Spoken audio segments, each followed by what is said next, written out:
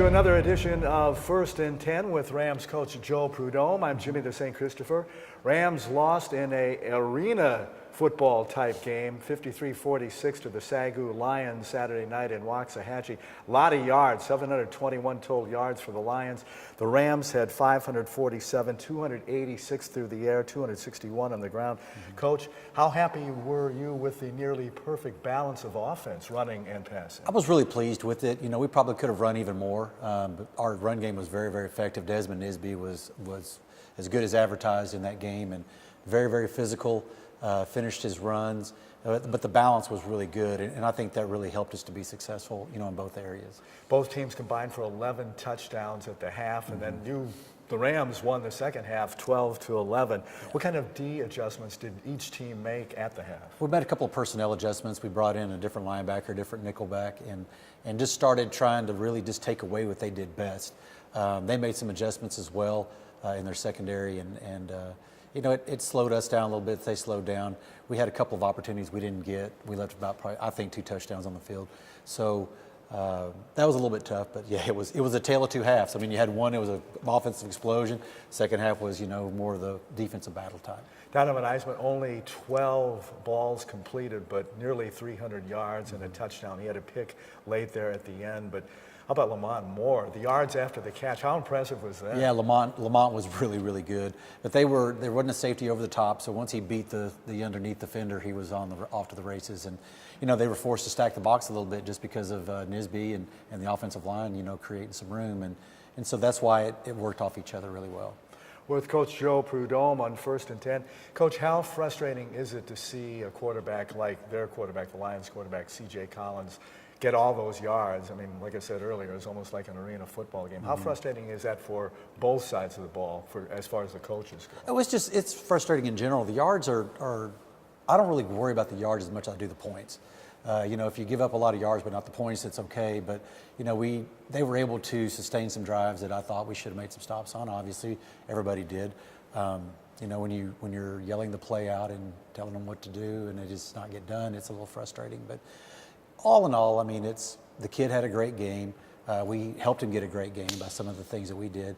But, you know, to me, it's about points, and we had opportunities to win the game anyway, no matter what went on. It was a lot of yards that were given up, but how impressed are you with your defense creating, forcing the fumbles that they're doing? We're pretty good at that. I mean, that's something that helps a lot. If you can create turnovers, it makes a big difference in the ball game. They're quick strike turnarounds, and they've been good at that, very good at that. The yards given up, yeah, it's frustrating. The points are more frustrating, though. So, I was curious, how do you practice when you get a quarterback like that who's thrown for, I don't want to say 1,000 yards, but 700 or more and running too? How do you practice that, stopping long drives and a quarterback who gains big yards both through the air and with his feet? Well, we were in position to make the plays. We just didn't make them. You know, we had them pegged pretty good on what they were doing. He just made the plays. You can't simulate his accuracy in practice. You just can't do it. So that was, to answer your question, there's not really an answer. You get the scheme, you cover what you can, but as far as to simulate what he can actually do, you can't hardly do it. Next up for the Rams, it's Wesleyan Baptist over in Plainview on Saturday. I believe it's homecoming for them too, where they overcame a 21-point deficit to Texas College and to eke out a 32-28 win. How do you match up with the Pioneers? You know, the Pioneers are very aggressive on defense. They give you a lot of looks that you got to deal with. Their offense is not as high-powered as Sagu. They're more of a traditional football team, and they want to keep the score down and you know, beat you there in the 30s to 28 range, or just a 3 to 4 touchdown game apiece. And they'll shorten the game with their rush and attack, and they got a very good offensive line. Their offensive line is going to be one of the best we've seen.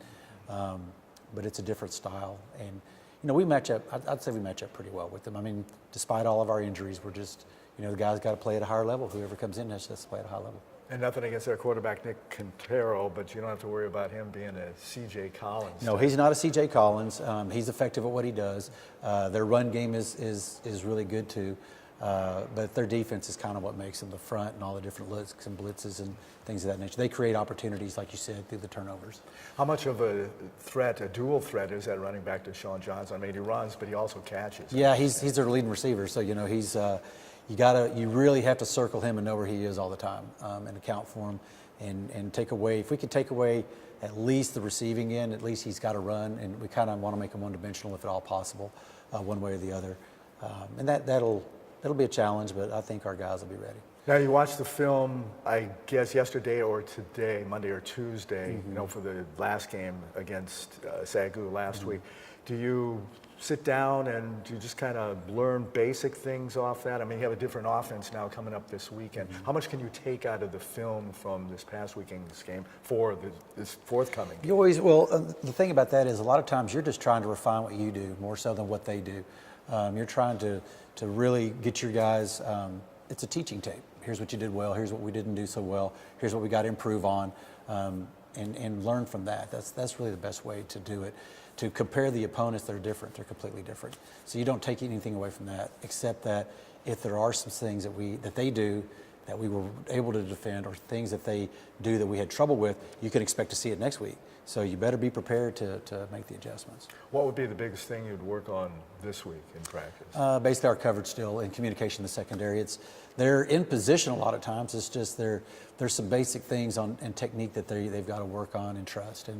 And they haven't played together long enough to really be able to communicate the way we want on defense. Offensively, just continue the balance, and you know, we just got to keep going. But we got to cash every opportunity. And you know, like I told our offensive guys, and Kyle and I were talking. You know, Cox, our offensive coordinator, we have to have the mindset we're going to score every drive. Be it a field goal, be it a touchdown, something. You know, you got to go down and have that mentality because of the way the offense is structured. You really need to cash in. Coach, good luck this weekend against Wesleyan. Thank you. Appreciate it. We'll talk to Coach Joe Prud'homme next week on 1st and 10. So long.